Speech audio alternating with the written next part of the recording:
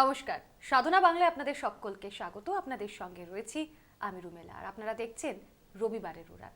আর রবিবারের উড়ান যেখানে একেবারে শুরুতেই থাকছে শিক্ষার সর্বাঙ্গীন বিকাশ, এবং যার মাধ্যমে বিকাশ সাধন হচ্ছে আমাদের। শুরুতেই থাকছে পাঠশালা।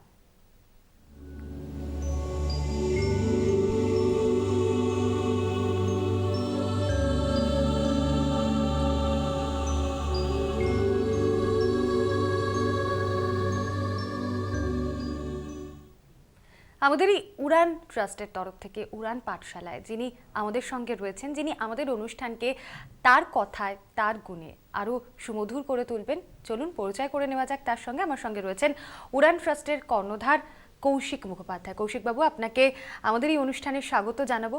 আজকের অনুষ্ঠান উড়ান পাঠশালা, এই শুরুতে কি দিয়ে শুরু করবেন? এর আগের দিন শেষ করেছিলাম কবিতা দিয়ে, আজও কবিতা দিয়ে শুরু করি। একদম। আমি একটা কবিতা পড়ছি, কবি সম্মান। আচ্ছা। কবিতার কথা বলা শেষ হতেই আমি কবির গলায় পরিয়ে দিলাম জুতোর মালা। পাশে দাঁড়িয়ে থাকা স্তাবকের হাতে কুলো ধরিয়ে দিয়ে বললাম, নাও বাতাস করো। ঝাঁটা দিয়ে সুসজ্জিত হতে হতে কবি বন্ধ করে নিলেন চোখ, পাণ্ডুলিপি উড়িয়ে দিলেন আকাশে। সুগন্ধির আড়ালে লুকিয়ে যাওয়া রুমাল একটা নতুন পারফিউমের গন্ধ গায়ে মেখে ঠিক আগের মতোই প্রবেশ করলো পকেটে। কবিতার ডান হাতটিকে একবার উপর আর একবার চিৎ করে বৃদ্ধাঙ্গুষ্ঠটিকে বাম দিক থেকে ডান দিকে ঘুরিয়ে নিলেন। হাওয়া অফিসের মোড়ক অভ্যাস মতো দক্ষিণ থেকে দিক বদল করে এলো উত্তরে। রাস্তার ত্রিফলা বাতিগুলো বিকেল 4টে বাজতেই জ্বলে উঠল একে একে। ট্রাফিক সিগনালে বেজে উঠল রবীন্দ্রসঙ্গীত। বিজ্ঞাপনের হোর্ডিংয়ে কবির মুখ বড় বড় করে আঁকা, নিচে সাবটাইটেলে না, চরিত্র সম্পর্কে কিছু লেখা নেই। অনেকক্ষণ বসে থেকে কবির ঢুল এসে গিয়েছিল একটু, কিন্তু জোরে জোরে 2-3 বার তার নাম ঘোষণা হতেই তিনি নড়ে চড়ে বসলেন। বোঝা গেল সুখনিদ্রায় ব্যাঘাত ঘটেছে।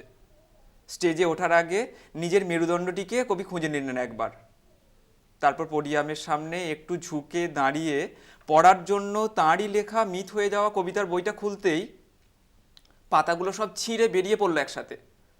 তারপর কবির দিকে তাকিয়ে তারা চিৎকার করে বলল, আমরা তোমায় বিশ্বাস করি না, করব না। কেন করব?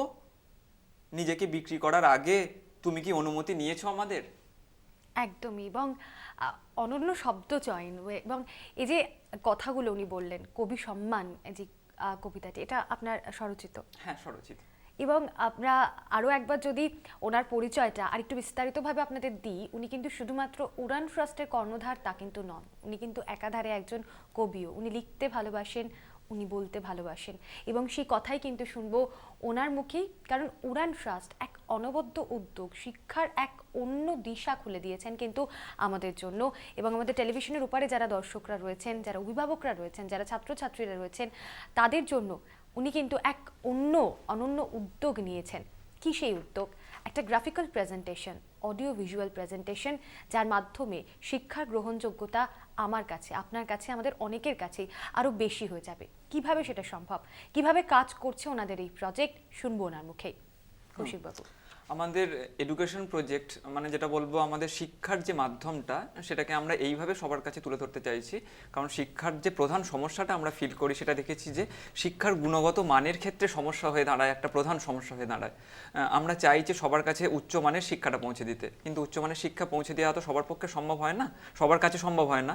যেমন শহুরে কিছু উচ্চবিত্ত মানুষের কাছে হয়তো আমরা গ্রাফিক্যাল প্রেজেন্টেশনের মাধ্যমে শিক্ষাটা পৌঁছেছে দেখতে পাই রাদার, কিন্তু একদম যেটা একজন প্রান্তিক মানুষের কাছে বা একজন দরিদ্র হতদরিদ্র মানুষের কাছে এই যে উচ্চমানের শিক্ষাটা সহজভাবে পৌঁছে দেওয়ার যে প্রক্রিয়াটা, সেটা আমরা করতে যাচ্ছি। যেমন আমরা দেখি যে প্রত্যেকটা ছেলেমেয়ের কিছু কিছু প্রধান সমস্যা হয়। আমরা দেখি যে প্রত্যেক গার্জেনই তাদের ছেলে মেয়েদের সম্পর্কে বলেন যে তার পড়তে ভালো লাগছে না, কিন্তু টিভি দেখতে ভালো লাগছে। আবার বলি যে যেটা পড়ছে সেটা মনে রাখতে পারছে না, কিন্তু কোনো একটা খেলা দেখলে তার স্কোরটা মনে থাকছে, গান শুনলে তার স্ক্রিপ্টটা মনে থাকছে, লিরিক্সটা মনে থাকছে, এইগুলো মনে থাকছে। তারপরে হচ্ছে বাড়িতে ঠিকঠাক করছে, পরীক্ষা হলে গিয়েই ভুল করছে, এই সমস্যাগুলো দেখা যায়। তারপরে বলি যে এই যে ফিজ, মানে ধরুন মধ্যবিত্ত ফ্যামিলিতে সবার রোজগার তো সমান হয় না।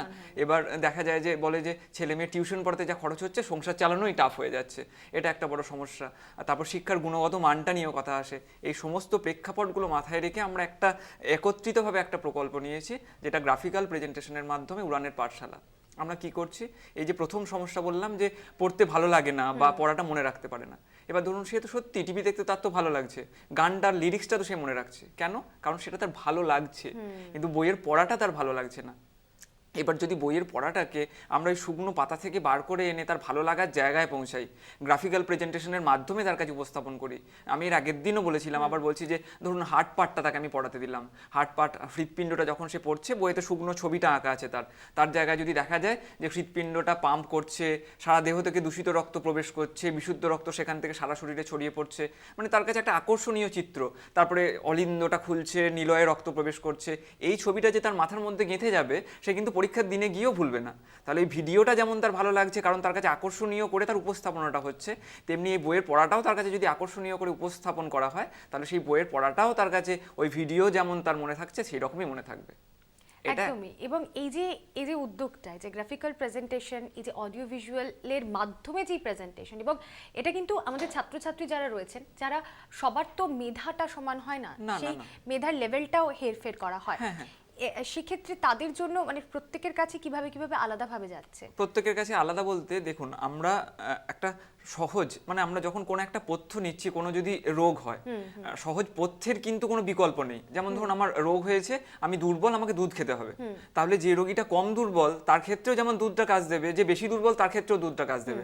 তাহলে আমরা সবার পক্ষে যদি একটা কমন সিস্টেম, যেমন হচ্ছে এই যে এডুকেশনটাকে যখন এই গ্রহণযোগ্য করে তুলে ধরলাম, সবার পক্ষে কিন্তু ভালো লাগার জায়গায় পৌঁছালো। কিন্তু আপনি যে প্রশ্নটা তুলেছেন যে সবার মেরিট তো সমান নয়, ঠিকই তো, এটা তো আমরা দেখি যে ব্যাচে পড়তে গিয়ে একটা ছেলে খুব ভালো মেধা, কারুর মেধাটা হয়তো অতটা উচ্চ মানের নয় বা কারুর কিছুটা কম, তাহলে কোনো একটা অঙ্ক বা সিলেবাসে কোনো প্রবলেম সলভ করতে দিলে যে ছেলেটা ভালো সে সহজেই করে ফেললো, টিচার দু চারটে যে আটকালো সেটা করে দিলেন, কিন্তু যার অনেকটা বেশি আটকালো সে তো স্যারকে লজ্জায় দেখাতে পারছে না, বা যে সে সমাধানের যে প্রচেষ্টাগুলো তার পক্ষে সম্ভব হচ্ছে না করে নেওয়া, সে কোনো জায়গা থেকে হয় কপি করলো না শিখলোই না, তাহলে পরীক্ষার হলে গিয়ে সে তার শেখাটাই কিন্তু অসম্পূর্ণ থেকে গেল, তাহলে পরীক্ষার হলে গিয়ে সে কম নাম্বারই পাচ্ছে। আমরা তখন কি করি, একটা টিচার চেঞ্জ করে অন্য টিচারকে দিই। কিন্তু যখন আমরা একটা প্রয়াস রাখছি যে প্রত্যেককে, দেখুন আমরা অডিও ভিজুয়াল প্রেজেন্টেশনের মাধ্যমে এডুকেশনটা তার কাছে পৌঁছাচ্ছি, কিন্তু প্রত্যেক সপ্তাহের শেষে যখন আমরা দেখতে পাচ্ছি যে তার কতটা উন্নতি হলো, তাকে কতটা শিখলো, সেটা একটা জাজমেন্টের জায়গা থাকে। কারণ না জাজমেন্টের জায়গা থাকলে তো তাকে আমরা যেটা শেখালাম সে কতটা শিখলো সেটা না জানতে পারলে তো তার রেসপন্সটা আমরা বুঝতে পারছি না। সেজন্য প্রত্যেক ক্লাসে শেষে স্টুডেন্টদের আমরা হোম টাস্ক দেব, প্রত্যেক মাসে দুবার করে তার এক্সাম নেব, তাহলে তারপর যে তার প্রোগ্রেসটা সেটা আমরা জানতে পারবো। এবার এই যে প্রোগ্রেসটা যখন জানতে পারছি, তাহলে ধরুন যে ছেলেটা ভালো, যে 90 পেতে পারে, সে যাতে 100 পেতে পারে সেই ব্যবস্থাটা আমরা করার চেষ্টা করব। আর যে ছেলেটা দেখবো যে 20 পাচ্ছে 25 পাচ্ছে, যে যাতে 60-70 পেতে পারে তার ব্যবস্থাটা করব। কারণ প্রত্যেকের ক্ষেত্রে যেমন ওষুধের ডোজটা সমান হয় না, প্রত্যেকের ক্ষেত্রে যে খামতি সেটা মেরামতিটাও সমান হবে না। তাহলে সে যতটা গ্রহণ করতে পারছে সেটা তাকে আমরা যখন জাজ করতে পারবো, আমাদের পক্ষেও কাজটা সহজ হবে। একদমই। এবং আমাদের এই অনুষ্ঠান লাইভ ফোন ইন অনুষ্ঠান, এবং আমাদের এই অনুষ্ঠানে কিন্তু আপনারা ফোন করতে পারেন। ইতিমধ্যেই আমাদের সঙ্গে টেলিফোন লাইনে রয়েছেন একজন দর্শক বন্ধু। নমস্কার, কে বলছেন, কোথা থেকে বলছেন? হ্যালো হ্যালো, কে রয়েছেন আমাদের সঙ্গে? হ্যালো, কে রয়েছেন আমাদের সঙ্গে? আমি বর্ধমান থেকে আশরাফুল কথা বলছিলাম। হ্যাঁ বলুন। Sir good morning. Morning. Sir আপনি টেলিভিশনের ভলিউমটা মিউট করে কথা বলুন। আমার ছেলে ক্লাস 8-এ পড়ে, আমি স্যারের এই যে শিক্ষা ব্যবস্থার মাধ্যমে আমি আসতে চাই, তো আমি কিভাবে আসবো? হ্যাঁ, আপনি শুনতে থাকুন, আমি বলছি। একেবারে আপনি সঙ্গে থাকুন আমাদের এই অনুষ্ঠানে। আমাদের দর্শক বন্ধুদের বলবো যে খুব কম সময় থাকে আমাদের এখানে, কিন্তু আমাদের অনেক কিছু নিয়ে কথা বলার থাকে। সেক্ষেত্রে আপনারা যখন ফোন করবেন টেলিভিশনের ভলিউমটা অতি অবশ্যই মিউট করে কথা বলবেন। যে প্রশ্নটা উনি রেখেছেন, হ্যাঁ আমি আসছি। এবার এই প্রসঙ্গটা একটা সিস্টেমে যে আমি কথাটা বলি তাহলে আমার সুবিধা হবে। সেটা হচ্ছে যে বলছিলাম যে এবার যার যেমন মেরিট, যার যে খামতিগুলো হচ্ছে সেগুলো আমরা ত্রুটিগুলো মেরামতের চেষ্টা করছি, বা কিভাবে মেরামত করা যায় সেই প্রচেষ্টাটাকে আমরা সহজভাবে আরও সাবলীল করার চেষ্টা করছি। এর পাশাপাশি আরেকটা বিষয় যেটা বললাম, যে প্রত্যেক গার্জেন কিন্তু চায় যে আমার ছেলে মেয়ে কী করছে কী শিখছে সেটা আমরা জানি। এবার সেইটা যদি আমরা একটা গার্জেনকে বা তার অভিভাবককে যদি তার ছেলে মেয়ের বা সন্তানের পড়াশোনার মধ্যে অন্তর্ভুক্ত করতে পারি, তাহলে সুবিধাটা হয় কি, যে গার্জেন যখন ইনভলভ হচ্ছেন তাহলে ছেলে মেয়ের খামতিটা তারা জানতে পারছেন। এবার ধরুন আমরা একটা সিস্টেমের মধ্যে তাকে 2 ঘন্টা 4 ঘন্টা সময় দিলাম, বাড়তি সময়টা বা বাকি সময়টা তো সে তো বাড়িতেই কাটাচ্ছেন না। এবার যখন গার্জেন তার ছেলে মেয়ের পড়াশোনার সাথে নিজেকে সংযুক্ত করছেন, তাহলে তার খামতিগুলো পূরণটাও অনেক সহজ হচ্ছে। এবং ছেলে মেয়ে যে হয়তো 60 পেত, তার বাবা মা যখন তার সাথে অন্তর্ভুক্ত হচ্ছেন, প্রতি মাসে আমরা যখন পেরেন্টস টিচার মিটিং করে তাকে জানাচ্ছি তার ছেলে মেয়ের প্রোগ্রেসটা বা খামতিটা, তারা নিজেদিকে যখন একাত্ম করছেন ছেলে মেয়ের পড়াশোনার সাথে, তার ছেলের 60 নাম্বারটা কিন্তু আলটিমেটলি 80তেও পৌঁছাতে পারে বা বেশিও পৌঁছাতে পারে। এটা একটা প্রসেস। আর একটা কথা যেটা আমরা বলবো, সেটা যে সমস্যার কথা বললাম যে ফি স্ট্রাকচার। ফি স্ট্রাকচারের ক্ষেত্রে আমরা কি সমস্যা দেখি যে সবাই চান যে বলেন যে এত খরচ বেড়ে যাচ্ছে। সত্যিই তো, যে একটা বাড়িতে যদি 2-3টে ছেলে মেয়ে পড়াশোনা করেন, এক একটা প্রাইভেট টিউটরের কারুর 500, কারুর 1000, কারুর 1500 মাইনে, সম্ভব নাকি এত অ্যারেঞ্জ করার? সেটাও আমরা মাথায় রাখছি যে ধরুন উচ্চমানের শিক্ষাটাও দেওয়া বড় কথা নয়, সবার কাছে যাতে উচ্চমানের শিক্ষাটা পৌঁছায় তার জন্য সবার কাছে তো আমরা গ্রহণযোগ্য করতে হবে। আমরা এখন একটা খুব আমাদের মাল্টিন্যাশনাল ব্র্যান্ড বা আমাদের একটা জাতীয় ব্র্যান্ড আমরা সবাই ইউজ করছি ফোনের ক্ষেত্রে। কেন? আমি হয়তো ব্র্যান্ডটার কথা উল্লেখ করতে পারি জিও, সবাই ইউজ করছি। কেন? যে সেটা আমার কাছে সহজলভ্য হয়েছে। এবার আমরা যদি সেরকম সহজলভ্য করে সবার কাছে পৌঁছতে পারি, তাহলে সবার কাছে কিন্তু এডুকেশনটা যেটা আমরা করতে চাইছি সেটা আরো সহজ হবে। সেজন্য ওই যে 2000, 5000, 10,000 কারুর মাসে মাসে খরচ হতো, একটা বাড়িতে 2-3টে ছেলে থাকলে সেটা কারুর সবার পক্ষে অ্যাফোর্ড করা সম্ভব হতো না। আমরা মোটামুটি 100 থেকে 500 টাকার মধ্যেই সবার পক্ষে এটা সবার কাছে পৌঁছে দেওয়ার ব্যবস্থা করছি, যাতে সবাই নিতে পারে। এবং সেটা কি class 5 to class 5 to 12 graduation, competitive exam, part by part সবার জন্য। এবার সবার কাছে যখন আমরা পৌঁছাচ্ছি, এবার ধরুন একটা ছেলে বা মেয়ে যখন ওই 300-400 টাকা সেই এডুকেশনটা পাচ্ছে, তাহলে এইটা অ্যাফোর্ড করা খুব একটা টাফ হবে বলে মনে হয় না। প্লাস এই কোয়ালিটির এডুকেশনটা একদমই, এবং একটা সত্যি অনন্য উদ্যোগ। কারণ শিক্ষার আলো এখনো পৌঁছয়নি অনেক মানুষের মধ্যেই রয়েছে। আমরা শহরে থাকছি বলে আমরা হয়তো সেই জিনিসটা বুঝতে পারছি না কোথাও একটা, কিন্তু যেমনটা উনি বললেন, যেমনটা কৌশিকবাবু বললেন, যে প্রান্তিক মানুষ যারা রয়েছেন তাদের কাছে কিন্তু এখন অনেক জায়গায় শিক্ষার আলোটা সেভাবে পৌঁছয়নি। ইতিমধ্যে আমাদের সঙ্গে আমাদের অনুষ্ঠানে যোগাযোগ করেছেন একজন দর্শক বন্ধু। নমস্কার, কে বলছেন, কোথা থেকে বলছেন? বর্ধমান থেকে তুহিন দে বলছিলাম। হ্যাঁ বলুন তুহিন বাবু। বলছি যে কৌশিক বাবু যেমন বলছেন যে 5 থেকে 12 পর্যন্ত আইকন টিচার দ্বারা গাইডেন্স দেওয়া হবে, তো জয়েন্ট এন্ট্রান্স বা কম্পিটিটিভ এক্সামের ক্ষেত্রেও কি এই আইকন টিচার দ্বারাই আমাদের গাইডেন্সটা পাওয়া যাবে? হ্যাঁ অবশ্যই, অবশ্যই আইকন টিচারদের দিয়েই আমরা প্রত্যেকটা স্টুডেন্টকে গাইড করার ব্যবস্থা একেবারে করব। আপনি সঙ্গে থাকুন আমাদের। আমি আগের প্রশ্নটা যেখানে ছেড়েছিলাম সেই উত্তরটায় আসি। উনি বলেছিলেন যে আমরা কিভাবে এটা পেতে পারবো। দেখুন, আমরা তো প্রথমেই বললাম যে সবার কাছে এডুকেশনটাকে আমরা পৌঁছে দেওয়ার জন্যই ব্যবস্থা করছি।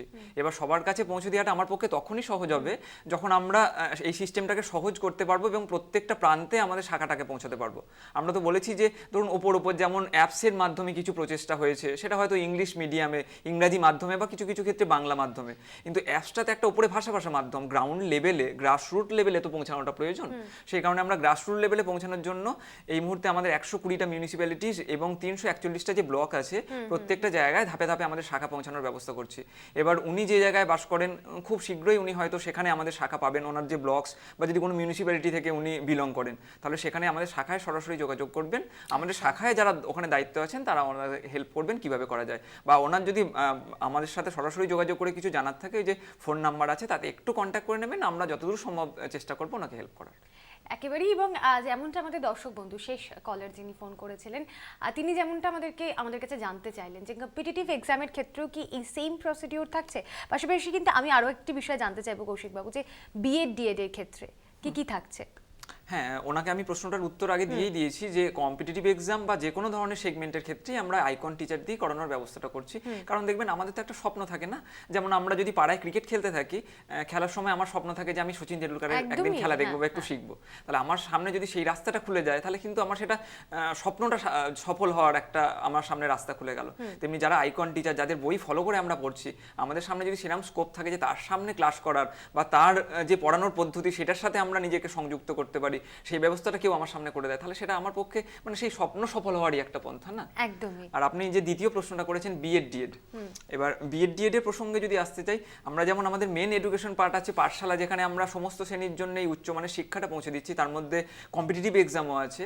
তেমনি আমরা দেখব যে আমাদের পশ্চিমবঙ্গে এই মুহূর্তে প্রায় 400-র ওপর বিএড বা ডিএড কলেজ আছে এবং প্রচুর ছেলে মেয়ে যারা মধ্যবিত্ত বাড়ির ছেলে মেয়ে মূলত, বা আমরা সমস্ত শ্রেণীর ছেলে মেয়ে, তারাই কিন্তু তাদের একটা স্বপ্ন থাকে যে শিক্ষক হওয়ার। শিক্ষক হতে গিয়ে তো তাকে এখন তো বিএড বিএড বা ডিএডটা বাধ্যতামূলক হয়ে গেছে। এবার বিএড ডিএড কোর্স করতে গিয়ে কি আমরা দেখেছি যে এত যে কলেজ আছে আমাদের পক্ষে কিন্তু কোনো ডেটা থাকে না যে কোন কলেজে হব, কোথায় রেট কেমন। একটা দেখুন ইউনিভার্সিটির বেঁধে দেওয়া রেট একরকম থাকে, এবার কিন্তু দেখা যায় যে মার্কেট স্ট্র্যাটেজির উপর বা মার্কেটের চাহিদার উপর কিন্তু আপস অ্যান্ড ডাউনস হয় রেটটা। এবার কোনো একটা স্টুডেন্ট হয়তো দেখা গেল যে নর্থ বেঙ্গলের কি মেদিনীপুরের, সে হয়তো দেখলো যে বীরভূম বা মুর্শিদাবাদের কোনো কলেজে রেট কম, সেখানে হয়তো বিজ্ঞাপন দেখে সে পড়তে এলো, কিন্তু আলটিমেটলি দেখা গেল হয়তো রেটটা কম সে দেখে এলো, কিন্তু স্টেপ বাই স্টেপ তার রেটটা বাড়তে লাগলো। হয়তো দেখা গেল যে এক্সকারশনের জন্য বাড়তি টাকা লাগবে, এক্সাম তোমার এখানে প্রথমে হয়তো বললো যে ক্লাস করতে হবে না, দুদিন পর বললো যে হ্যাঁ ক্লাস করতে মানে হবে, হিডেন কস্ট থাকছে কিছু, হিডেন কস্ট যেগুলো থেকে যাচ্ছে।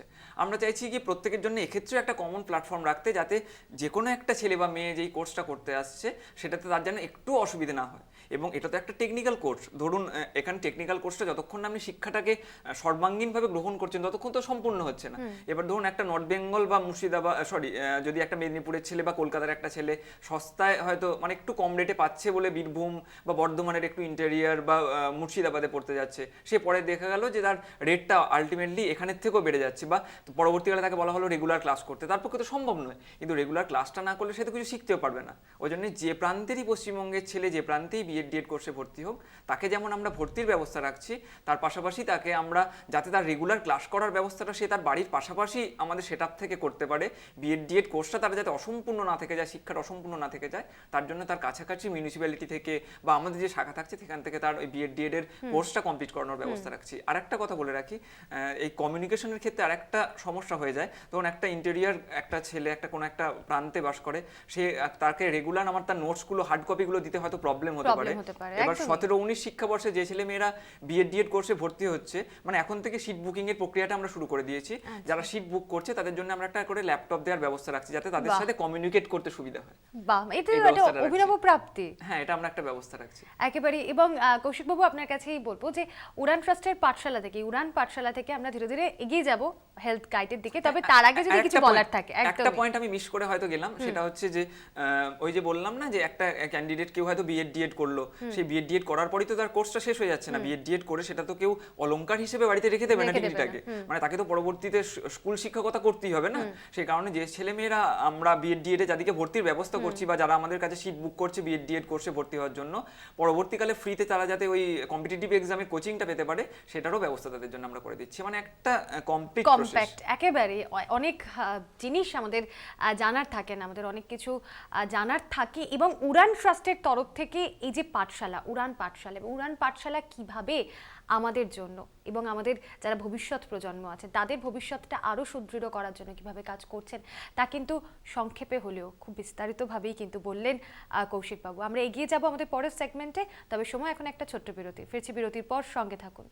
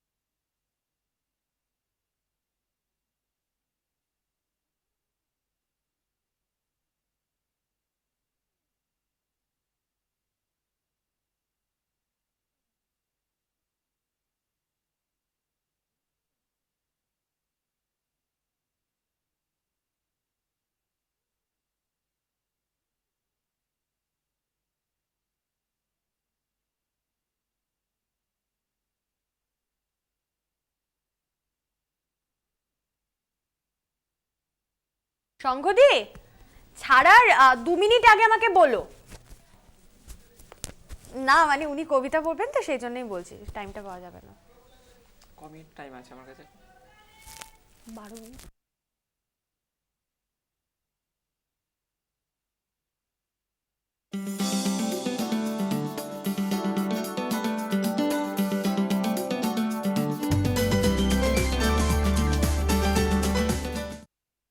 শিক্ষার সঙ্গে সঙ্গে আমাদের কাছে সমানভাবে যেটা জরুরি সেটা হচ্ছে আমাদের স্বাস্থ্যকে সুস্থ রাখা। তাই নিয়ে আমাদের বিশেষ পরিবেশন হেলথ গাইড।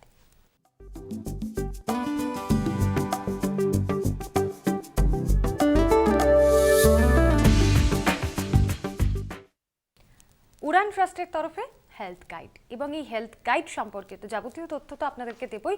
আর প্রথমেই জিজ্ঞেস করবো কৌশিক বাবুকে যে এই হেলথ গাইড, আপনাদের উড়ান ট্রাস্টের এই হেলথ গাইড কিভাবে কাজ করছে, এদের কাজটা কি? হেলথ গাইড যেটা, সেটা আমরা একটা অন্য, আমরা যেমন বললাম যে আমাদের এডুকেশন পার্ট যেটা, সেটাকে আমরা পুরো শিক্ষার মাধ্যম যেটা আছে শিক্ষাটাকে আমরা কভার করতে যাচ্ছি। তেমনি আমরা তো জানি যে আমাদের সমাজের উন্নতির প্রধান দুটো পিলার, একটা শিক্ষা, একটা স্বাস্থ্য। একদম। এবার শিক্ষাটাকে যখন আমরা কভার শুধু করছি, স্বাস্থ্যটাকে যদি কভার না করি, তাহলে সমাজের একটা পিলার উপরে উঠে গেল, একটা পিলার Disbalanced একটু হয়ে ডিসব্যালেন্স যাবে। হয়ে যাবে। হ্যাঁ। তাহলে সমাজকে একটা সামগ্রিক উন্নয়নের পথে নিয়ে